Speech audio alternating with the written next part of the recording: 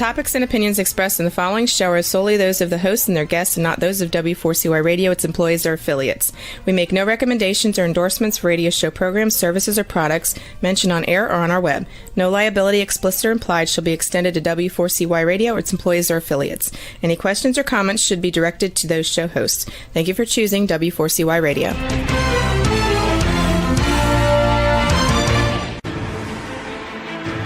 What's working on purpose anyway? Each week, we ponder the answer to this question. People ache for meaning and purpose at work, to contribute their talents passionately and know their lives really matter. They crave being part of an organization that inspires them and helps them grow into realizing their highest potential. Business can be such a force for good in the world, elevating humanity. In our program, we provide guidance and inspiration to help usher in this world we all want, working on purpose. Now, here's your host, Dr. Elise Cortez.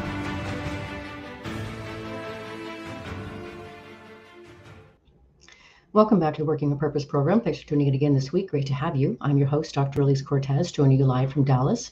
If we've not met yet and you don't know me, I'm a management consultant and organizational logotherapist specializing in meaning and purpose. My team and I help companies to detect and articulate their purpose, to thread it through culture and operations. We work with forward-reaching organizations to develop inspirational leaders who create cultures where people actually want to come to work and do their best.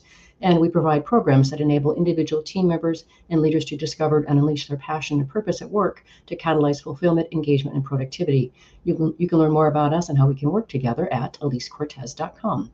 Also, if you like the content of the show, you may also be interested in my next book, due out in March of 2023. It's called The Great Revitalization: How Activating Meaning and Purpose Can Radically Enliven Your Business. You can pre-order your copy at Amazon or barnesandnoble.com. Now, let's get into today's program. With us today are two leaders from Softway and Culture Plus. We have with us today Mohammed Anwar, who's the president and CEO, and we also have with us Frank Dana.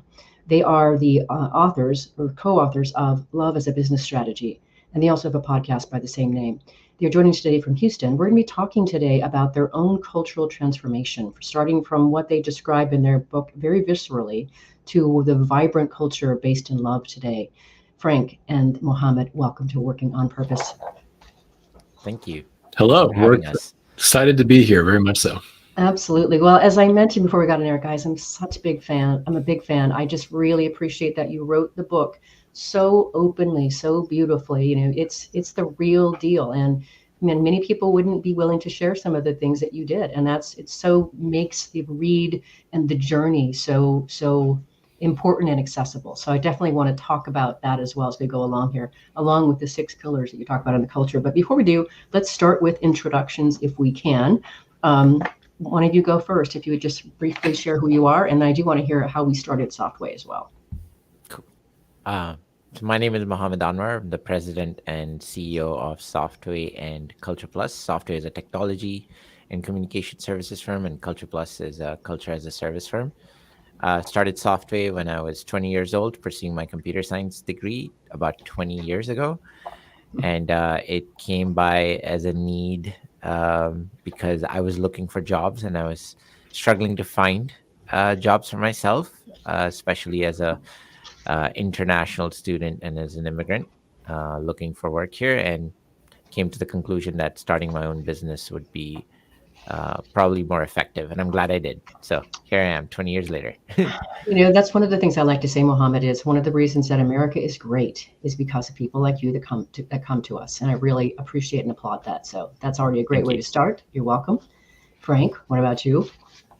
So I've actually known Mohammed for quite a long time, even before officially working for Softway. But I started working at Softway in 2014 as a result of an acquisition of a technology, or not a technology company. I started working with Softway, which is a technology company, as a result of my digital agency that was acquired just a few months after creating it. And as a result of that, I've been a part of this journey with Mohammed.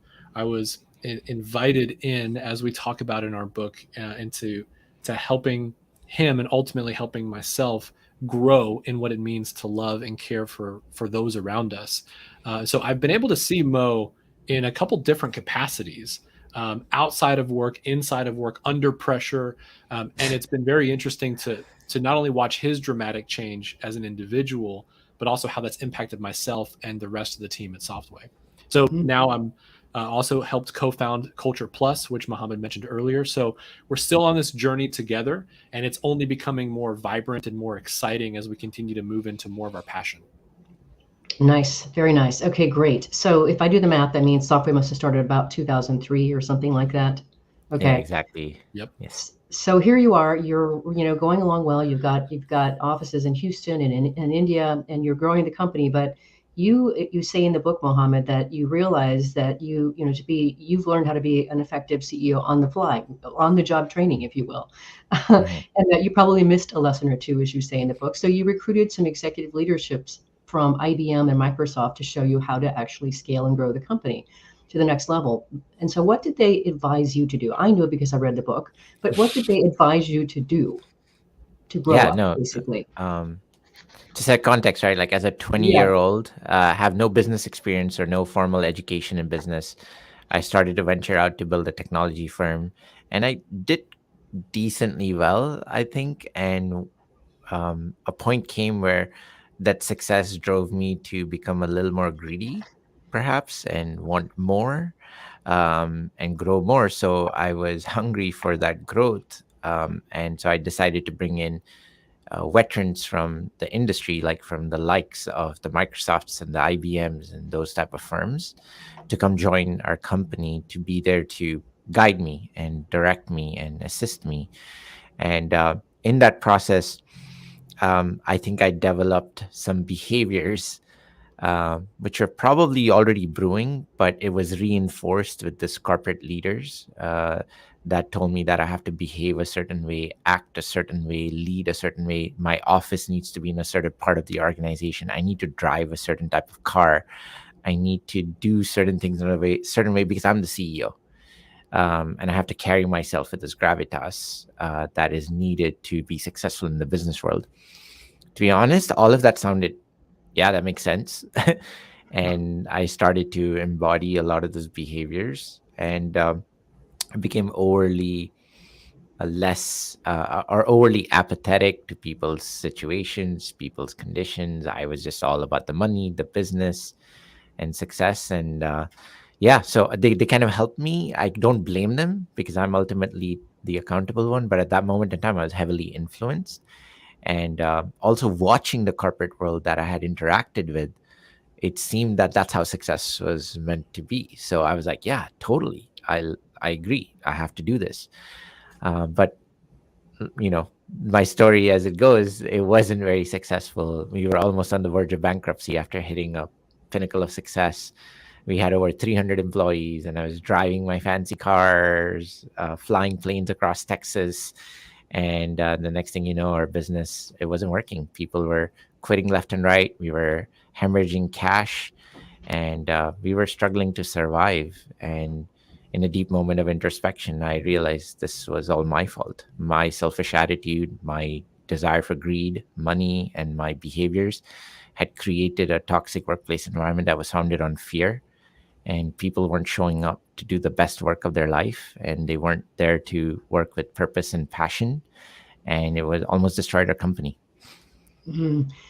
Some of the things that also stuck out for me that you talk about in the book, that you say that it had become really a culture of mistrust. And when you talk about actually using biometric tracking systems and docking people's pay for showing up late, definitely, right? So I really wanted to make sure our listeners can understand just what this looked like before the darkest day of your times, November 2015, happened, when you had to lay off a third of those employees, more than 100 people, and the way that it was done.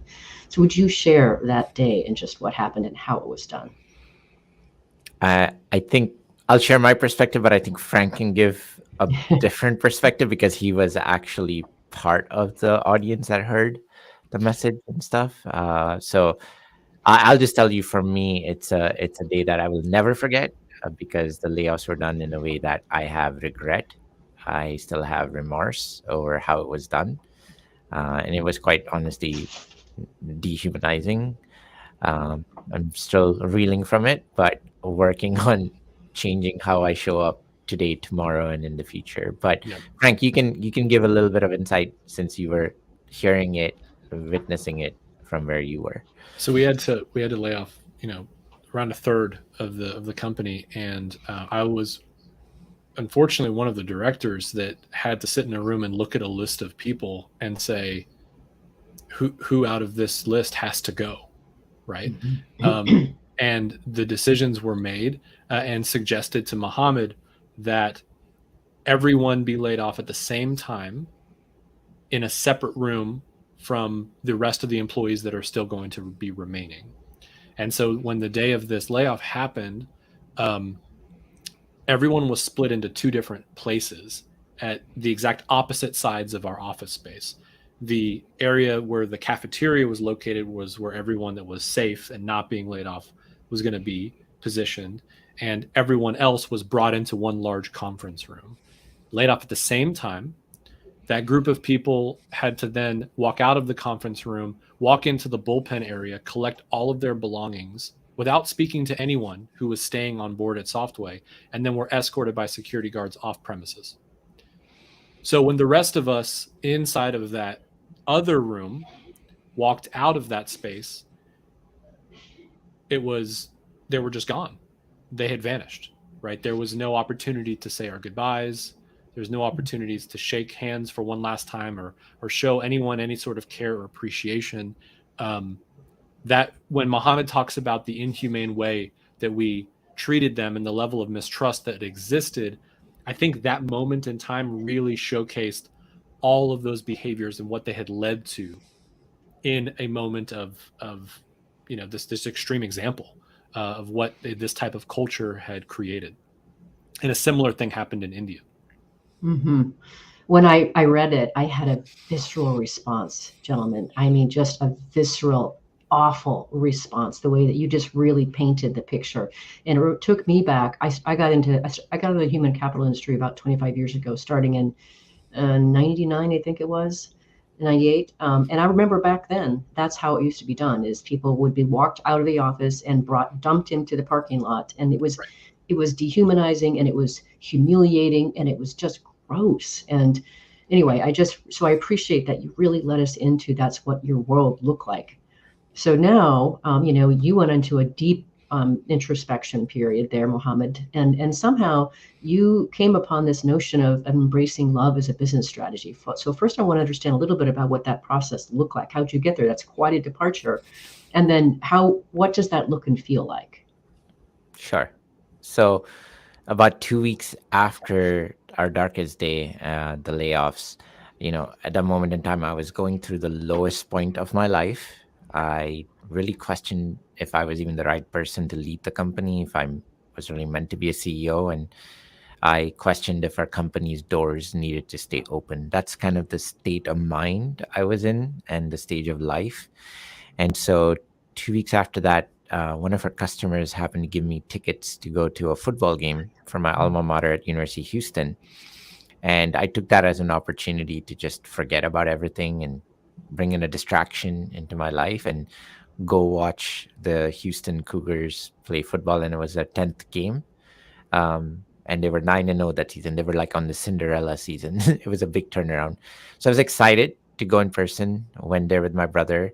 And I ended up witnessing a 20-point deficit be erased and have a comeback victory in the fourth quarter with less than 30 seconds left. And as a result of watching that football game where all odds are against Houston to win that night, for them to win with a 0.1% chance to win that night, it changed how I thought about our own comeback. I started to see Softway through the eyes of the Houston Cougar football team, and I started to envision our own fourth quarter financial comeback. And I felt rejuvenated. I felt excited. And I was like, I'm going to go back Monday. I'm not going to give up. I'm going to keep fighting. I'm not going to give up because there's always a chance to survive and win. And so Monday rolled in, went into the office, and I was super excited, logged on to Facebook Live to see the press conference of then rookie head coach Tom Herman, because I wanted to hear him, because I was really inspired by how he had turned the whole program around. And in that press conference, one of the reporters asked him what had led to that resilience and comeback victory of his football team. And it's what he said that kind of invoked this idea of love. He basically said, it's our culture. It's our culture of love and the love and support we have for one another as a team is what led us to win that night.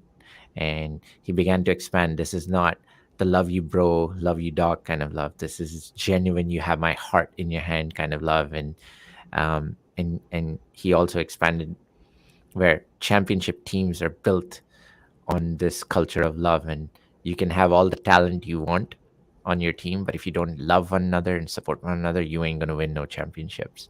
So as he was speaking all of that, in my head I am asking myself, do I love my team?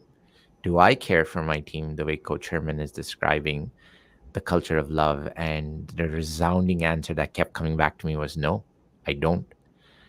And that's when I had this reaction that I have to commit to strive to become a leader that leads with love. And I began on a quest of understanding it more, and I committed to bring it to the walls of Softway and bring it into the world of our business, because I just felt it was necessary and it was worthwhile trying, because I felt so strong about it.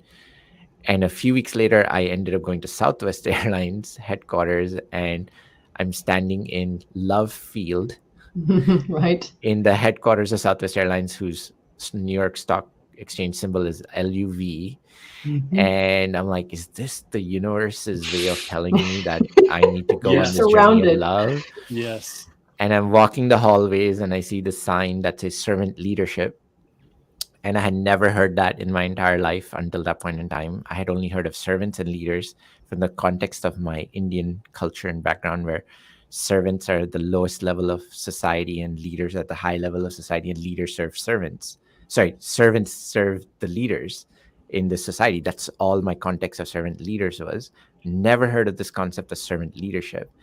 And as I began to dig into it, it gave me answers. That's the style of leadership I need to commit to build a culture of love and love our team. So just between those couple of weeks, between the University of Houston football game and the visit to Southwest Airlines, it kind of solidified that was the direction we needed to head in and go. That's so powerful. I want to comment on that, but I want to take our first break first.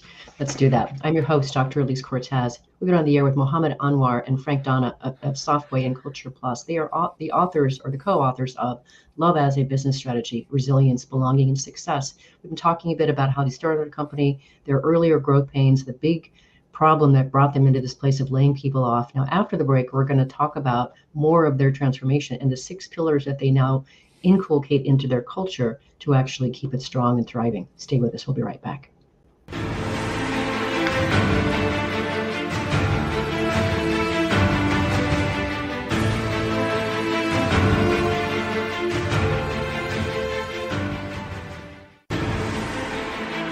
Dr. Elise Cortez is a management consultant specializing in meaning and purpose, an inspirational speaker and author. She helps companies visioneer for greater purpose among stakeholders and develop purpose-inspired leadership and meaning-infused cultures that elevate fulfillment, performance, and commitment within the workforce. To learn more or to invite Elise to speak to your organization, please visit her at elisecortez.com. Let's talk about how to get your employees working on purpose.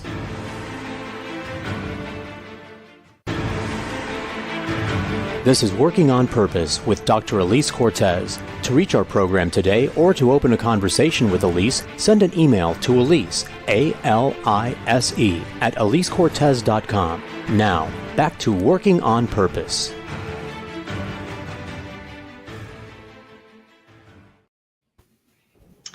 Thanks for staying with us and welcome back to Working on Purpose. Before we get back into the program, I'd like to invite you to check out my first book, Purpose Ignited. I wrote it to awaken readers to their passion and purpose and start them down the path of becoming an inspirational leader. So I hope you'll check that out. If you are just joining us today, my guests are Mohammed Anwar and Frank Donna of Softway and Culture Plus. That we're talking about their own cultural transformation and the book, Love as a Business Strategy, they wrote to share their experience and teach others to do the same for their own company. I'm your host, Dr. Elise Cortez. So what I wanted to say before we get into the pillars, gentlemen, is especially for you, Mohammed, being the CEO, is what I know in the work that I do is that in any organization, whatever we see in that organization is a representation of the consciousness level of the leader. So however it runs, but we can see this is the consciousness of the person that's in charge. So what I really applaud about you, Mohammed, and also you, Frank, is that, you stewarded your own, you catalyzed your own journey and consciousness elevation in this process. And it's really remarkable and beautiful. And it also speaks to one of the big things that I really champion is work should not be a bad four-letter word. It is for so many people. Instead, I want it to be that playground, the place where they discover their and realize their highest potential, because it catalyzes that in them, just like it's done for you. So I just really want to applaud you and recognize you for what you have done yourself to be able to realize this transformation as a company and a culture. It's amazing. Thank you. Yeah, you're welcome. Thank you. I want to inspire more listeners and viewers. Let's do this. You guys can do it too. Let's do it. Let's go. All right. We need, as we were saying on air before we got together, listeners and viewers, that if we could just move 5 to 8% of you companies to this kind of a level, the world will be radically altered and improved. So join us. Okay, so let's get into these pillars. And as you know, I read the book cover to cover. So I want to talk about each of the pillars because they're all so powerful. And then as you could see in the notes, I picked out certain parts in your book that I thought really spoke to something significant about them. Yeah. So the first pillar is inclusion. So could you talk to us about what that means from your vantage point? What's inclusion? Why is it important? Go ahead, Frank. So I can start because, in order to have discussions around diversity, equity, and inclusion, we have to understand the concept of dominant versus non-dominant groups. So powerful. And just knowing that there are always at play, commonalities that people will have and other commonalities that people won't have. And folks that feel less included are the folks that are generally in the non-dominant group. And the example that we use in the book is a simple one. We start kind of easy mode. And for me, that's being left-handed. So I'm left-handed, which means I wear my watch on my right hand. And my entire life, things have been designed for the world of right-handers, right? 90 to 95% of the human population is right-handed. Some by natural design, other by force. And as a result of that, everything you do in everyday situations, using scissors, using rulers, writing with pens, writing on paper, opening up cans, all of that is built for right-handers. So from that perspective, every time I'm using a tool, essentially, I'm in a non-dominant group. I'm not the dominant group that something is created for. And when it comes to inclusion, we have to recognize our position as leaders and then folks that are also considering themselves to be maybe non-leaders or just employees, right? I'm walking in the room, not even realizing my impact as a leader sometimes, not even realizing that I'm in the dominant group. And if I'm not making space for the folks in the environment to be able to speak up, to create that environment where people feel psychologically safe to engage, then I'm not doing my part to create an inclusive culture. And that's really what it means. At the end of the day, it's about helping people feel welcomed, because when people feel welcomed, they feel loved. When I feel like I'm being cared for, when I feel like I have a sense of belonging in any group or any environment, I feel like I have a part to play, like I am being seen as an individual and that my experiences are able to be a part of our conversations, right? That's what we're trying to get to. And so through a lot of trial and error, we had to find ways of helping people feel more welcomed in a variety of different spaces. And a simple example that we started with was with food, because we're a multinational organization with people from lots of different parts of the world. And we love celebrating with each other. And one of the ways that we celebrate is with food. But in normal companies, you'll have a pizza party. Well, guess what? There are dietary restrictions, religious preferences, different things like, you can't eat dairy. Well, there goes the pizza. What are you going to do? So we started to think about not just making inclusion a part of HR, but really these pillars become part of how we behave and how we operate and how we showcase love to each other. And so we began to think about what types of food our entire organization would enjoy eating. Food that is halal, food that is kosher, food that is warm and vegetarian. Like, so creating this environment where people feel like they're seen, even in the food that we offer to our team members. And it's in those small steps and acts that we began to see inclusion really take hold. Not in these big momentous things, but in these smaller moments where folks felt like they were well represented. And as a result of that, it kind of changes the way we engage. Agreed. There's so much more we could say about that, because it's just your examples even of when your American team members visit India and the treatment they got in India versus the treatment you give them when they come, the Indians when they come here to the States. Exactly. Incredibly compelling, right? But one thing I want to, this will help our listeners and viewers, is when you start trying to figuring out who is the dominant group, who is the non-dominant group. I love when you say there are two questions you can ask yourself. First, who is silent? That's probably the non-dominant group. And so who's the quietest? And then the other thing is, you talk about by identifying the people who aren't speaking up as frequently, or if at all, you can work to include them in the group. And the second thing you also talk about is, whom don't you know on your team? They're probably your non-dominant group. Those are very actionable, gentlemen. And I really, really appreciate that you have many of those instances in your book. But before we go on to the next pillar, anything else you want to say about inclusion? I think that's the key. The key is relationship. Like, if you're able to build better relationships with people, you naturally begin to share commonalities and engage with people that you may never have thought you had similarities with. But it requires you to step out of your comfort zone. That's why the culture of love isn't necessarily an easy thing. And it's something that challenges your preconceived notions about showing up to work. Like, if I'm going to show up to work and just get the work done, you're missing the moment. You're missing the opportunity to do even better work with other folks. So the key here is, when you're able to build relationship, that inclusion naturally starts to follow. So the goal at Softway Culture Plus is not, let's be more inclusive, which may sound counterintuitive. We're not purposely looking like, let's benchmark a 10% inclusion improvement performance bonus. Like, what we're really saying is, let's be focused on building better relationships with people. And when we do that, inclusion actually happens as a result. Well, I think also, too, another word that I would want to throw into that mix is curiosity. Be curious about other people. Who are you? What matters to you? Where'd you grow up? What'd you learn in that experience? Gosh, if you do that, you're leaning into, and there's no have to in that. It's beautiful. So, it just drips love. So beautiful.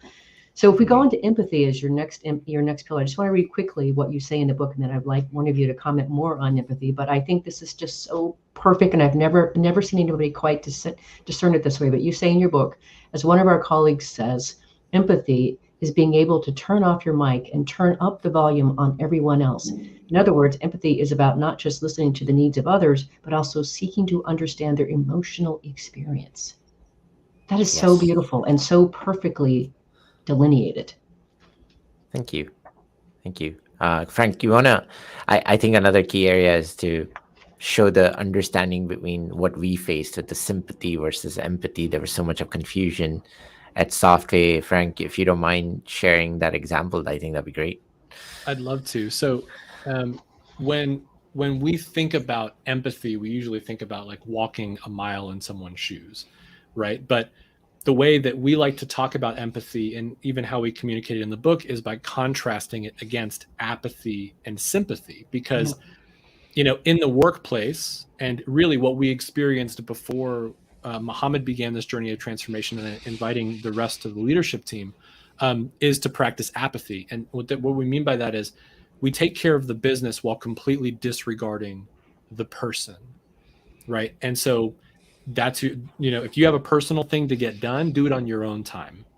When you show up to work, you're all in at work, and you're disregarding the very nature of the individual. And so when we started to practice the culture of love, what we started to recognize was that is not at all the healthy, sustainable, or inclusive way to lead people. So we actually swung the pendulum all the way the other way and started practicing sympathy, which is, we take care of the person while totally disregarding the business, right? So now we began to overcompensate and say, okay, if you have needs that need to be met, we start making assumptions for everyone. And what ended up happening to myself and even Jeff, both being fathers, especially during the pandemic, is, there was a few different moments where I'm working from home and my kids run into the room and they're talking to me, and I turn off my camera and my microphone and other things. And I may look like I'm frazzled or frustrated in certain situations because I've got things that are happening in real time. And there's new opportunities and new projects to be worked on. And I'm starting to see my calendar is freeing up, like less meetings are on my calendar for these new opportunities and situations. And I'm not in as many conversations about projects and not in meetings with folks. And over time, I'm trying to figure out what on earth is going on. Why am I not part of these discussions? And what I ended up realizing is Mohammed called me and he said, Frank, he said the same thing to Jeff. Like he and I went through, another one of the co-authors went through a very similar experience. He said, Frank, I heard that you're swamped and totally busy right now, like crazy busy. And I said, Mohammed, I'm not actually, I'm the opposite. And he said, well, everybody's telling me that you've got so much going on with your family and your work that they're just taking stuff off of your plate because they've assumed that you're super busy. But no one ever came and talked to me about it. Mm-hmm. They were sympathizing with a situation without actually creating getting any context for how I was being experienced. And so they thought they were doing well by me. They're like, oh, I'm gonna remove the burden off of Frank. But this doesn't support or empower me. It's just, I'll take the burden off you. You sit this one out and other team members can get the work done, right? But that's not really empathy. Empathy, the way we define it in the book, in this pillar, is we take care of the person in context of the business. So when we see someone struggling, when my colleagues saw that my kids were running in and out of the room and having conversations with my wife, instead of assuming that Frank is too busy to get the work done, have a conversation about it. Right. Frank, I see that you're busy is now not a good time, right? Creating moments where we can be more accountable with each other. And that is really the necessary component of what it means to practice empathy in the business context, is when I'm able to fully understand and be empathetic to what you're dealing with, what you're going through, I can support you, I can coach you, I can have honest conversations with you that truly show that I care, versus just assuming something, sympathizing, and then ending up making it a bigger deal than it really is. Mm-hmm. And if that doesn't sound good enough, ladies and gentlemen, they talk about in the book, there's some fantastic payoff to this empathy business. They talk about when teams practice empathy between themselves, they see results. And when they do, they build those better relationships with each other, but also with customers and clients. And this in turn leads to better developed products and services that truly address customer needs. So, this empathy stuff is, you can't pick up any business journal today and not see the word empathy or emotional intelligence. You just can't. So it's that important. Agreed.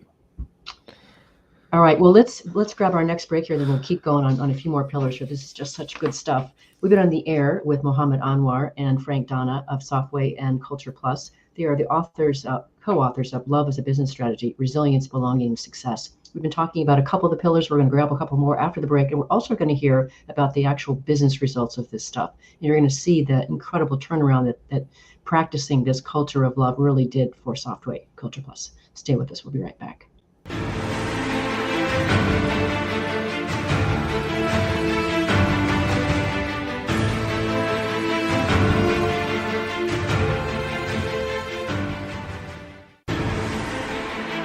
Dr. Elise Cortez is a management consultant specializing in meaning and purpose, an inspirational speaker and author. She helps companies visioneer for greater purpose among stakeholders and develop purpose-inspired leadership and meaning-infused cultures that elevate fulfillment, performance, and commitment within the workforce. To learn more or to invite Elise to speak to your organization, please visit her at elisecortez.com. Let's talk about how to get your employees working on purpose.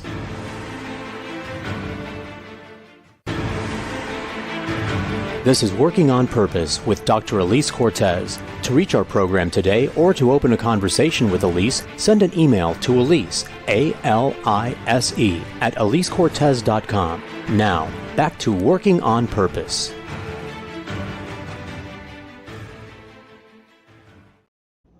Thanks for staying with us, and welcome back to Working on Purpose. If you're just joining the program today, my guests are Mohammed Anwar and Frank Donna of Softway and Culture Plus. We're talking about their own cultural transformation and the book that they wrote that describes it, called Love as a Business Strategy. I'm your host, Dr. Elise Cortez.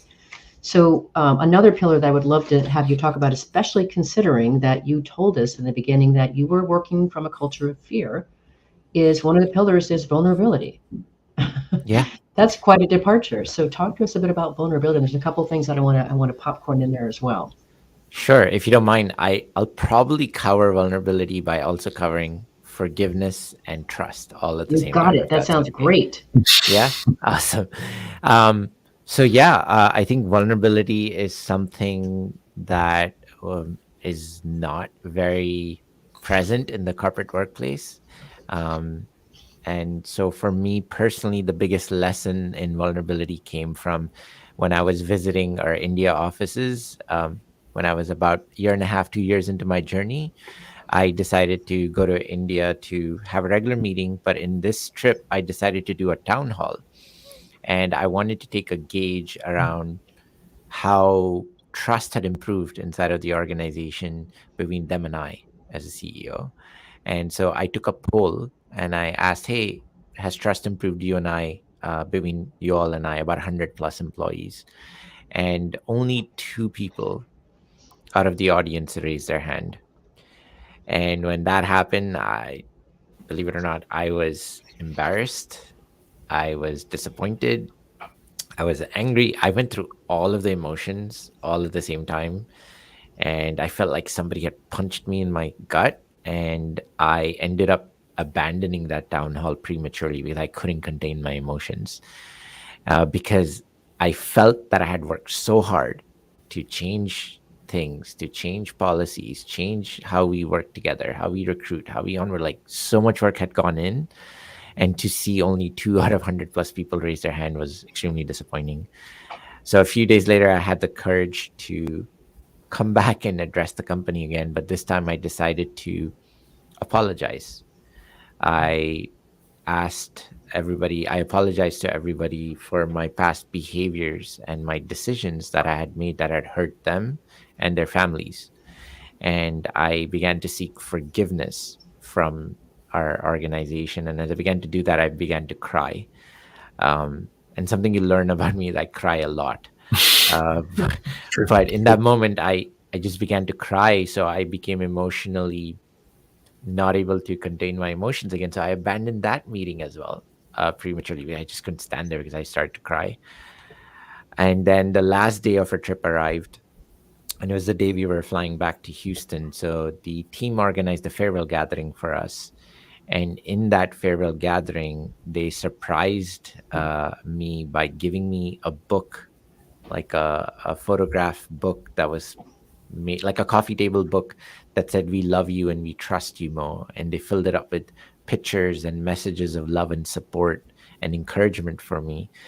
And as I received that book and began to go through it, I started crying again. But this time they were tears of joy.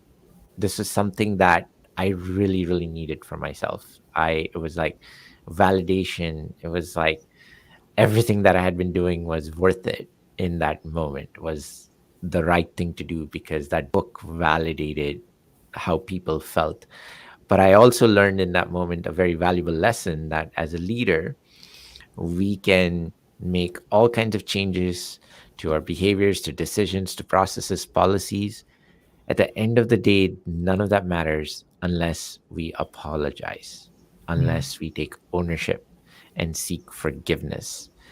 And without that, you are not going to not alone build trust, but take the company forward.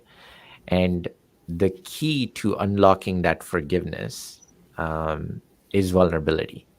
And by vulnerability, we define that as not sharing your deepest, darkest secrets. We define that as simple as in the work context as being able to say, you know what, I messed up. I apologize. But yet, it's the hardest thing for any human, let alone especially leaders, is to be able to admit to mistakes and admit to fault and take ownership. It's just not easy. It is the hardest thing. But once you are able to do that, you can recognize that, number one, it requires immense amount of courage. It's not easy to apologize and take ownership. And so the notion that vulnerability is a sign of weakness is out the window, because vulnerability definitely requires courage. No, it's not a weakness. And so that's the kind of vulnerability that is needed in the workplace for us to build trust, because you cannot build trust to where I trust your intent without being vulnerable with each other. And even with trust, we genuinely believe that vulnerability is the key to build that intent-based trust of one another. And there are also three elements of that trust: the consistency of, are you going to do what you say you're going to do? Do you have the expertise for what I need you to do? And do I have the relationship with you?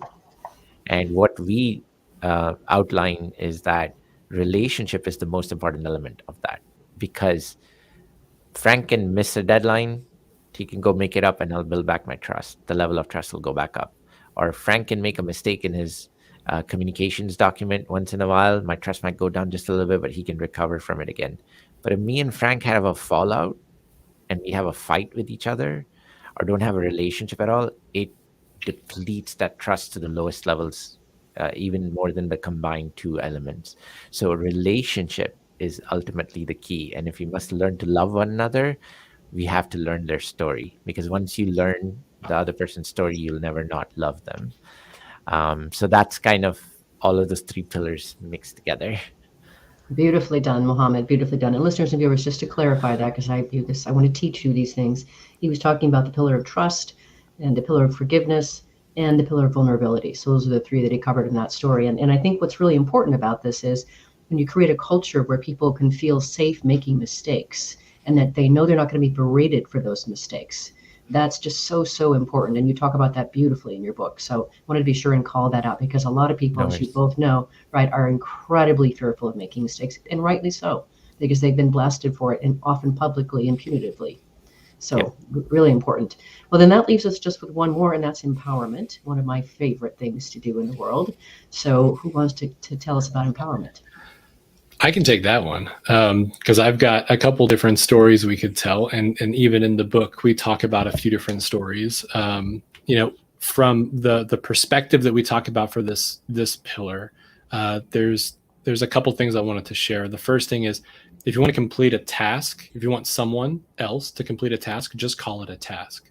Don't hide an agenda behind a loaded term like empowerment to give them a false sense of opportunity or flexibility or decision-making rights. Mm-hmm. So when you decide to empower people, you're making a choice to guide and nurture them, even if they choose to do something off script.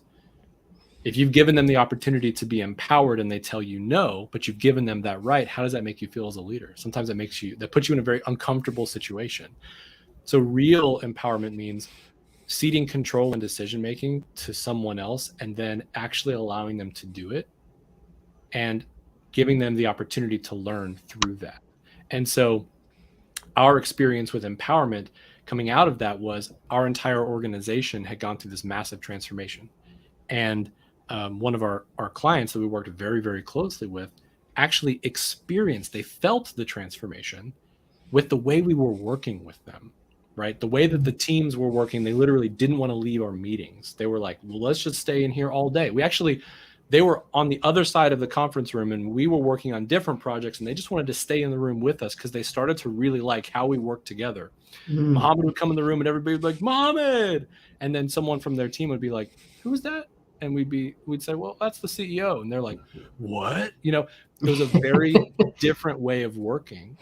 And they actually said, hey, I've seen the way you've transformed. Can you do that for our teams, for our leaders?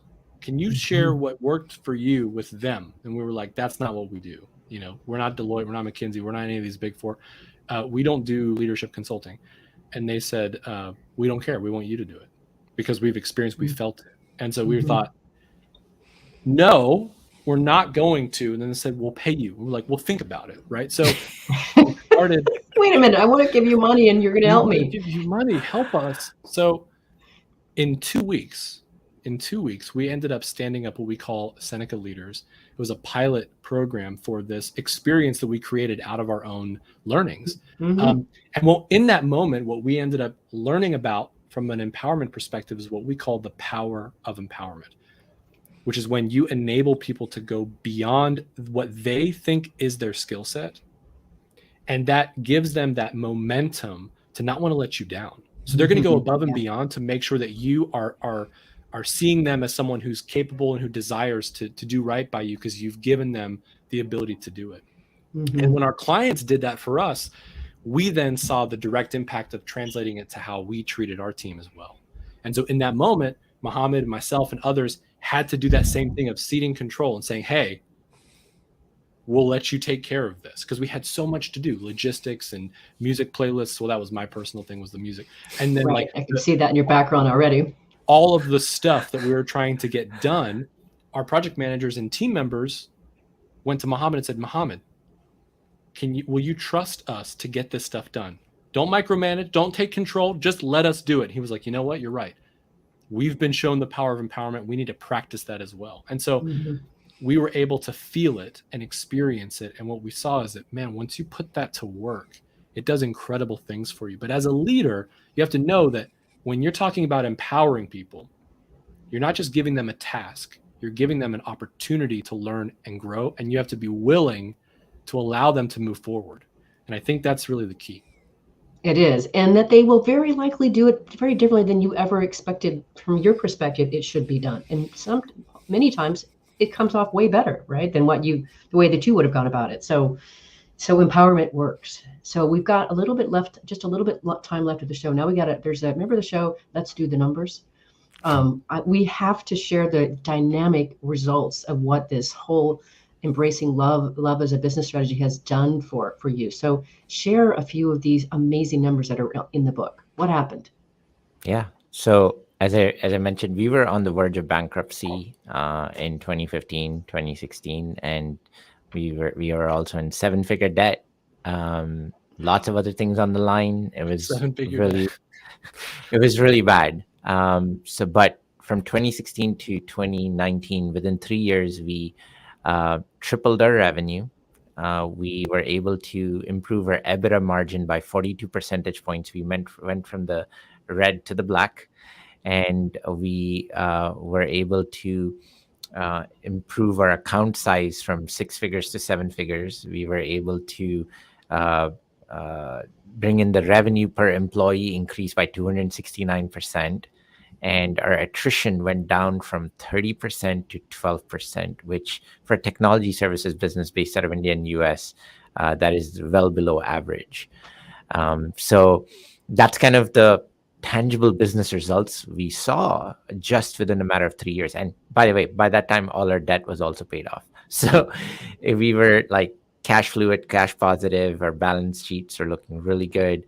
All within 3 years. And we attributed all of that to our cultural transformation, because at the moment in time, we started to go retrospect and try to analyze what really happened, right? Like, we didn't necessarily just think about different services or change your market strategy or change your marketing. No, it was all started with how we treated one another, how we behaved with one another. And that opened up the ideas, the effort, the ethics, the way we could solve problems, the way we could solve conflicts. We could have tough love conversations and get through stuff faster than, going around each other and talking about it. And it just became so much more efficient and fluid, and it made work more meaningful, purposeful, impactful. And our clients loved it, and they kept giving us more and more work. And all of a sudden, our business just started to change, so much so that we not only survived, but we thrived. And the next thing you know, our clients are asking, hey, can you do that for us? Right. And we found our new purpose and calling, which was, hey, I think we exist to bring back humanity to the workplace, and we're going to do that through love.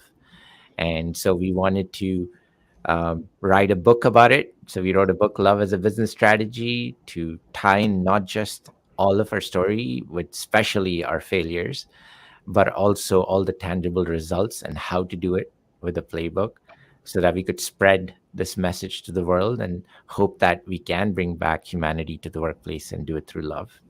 What a great way to finish the show, gentlemen. It is such an honor to have you on the show. I'm so glad to know you, and you can run from me, but you can't hide. I run fast. Listeners and viewers, if you want to learn more about Mohammed, Frank, their book, their business, what they're doing to help companies with their culture, start by going to loveasabusinessstrategy.com. If you missed the show last week, you can always catch a re-recorded podcast. We were on the air with Paul Skinner again, this time talking about his fantastic new book, The Purpose Upgrade: Change Your Business to Save the World, Change the World to Save Your Business. He puts forth a very compelling case that all individuals and companies can benefit by revisiting their purpose in relation to the needs of the community and the world at large. Next week, we'll be on the air with Soren Kaplan talking about his new book, Experiential Intelligence: Harness the Power of Experience for Personal and Business Breakthroughs. See you there. Remember that work is an integral and important part of our lives and can be one of the best adventures and means of realizing our potential and making the impact we crave. So let's work on purpose. We hope you've enjoyed this week's program. Be sure to tune into Working on Purpose, featuring your host, Dr. Elise Cortez, each week on W4CY. Together, we'll create a world where business operates conscientiously, leadership inspires impassioned performance, and employees are fulfilled in work that provides the meaning and purpose they crave. See you there. Let's work on purpose.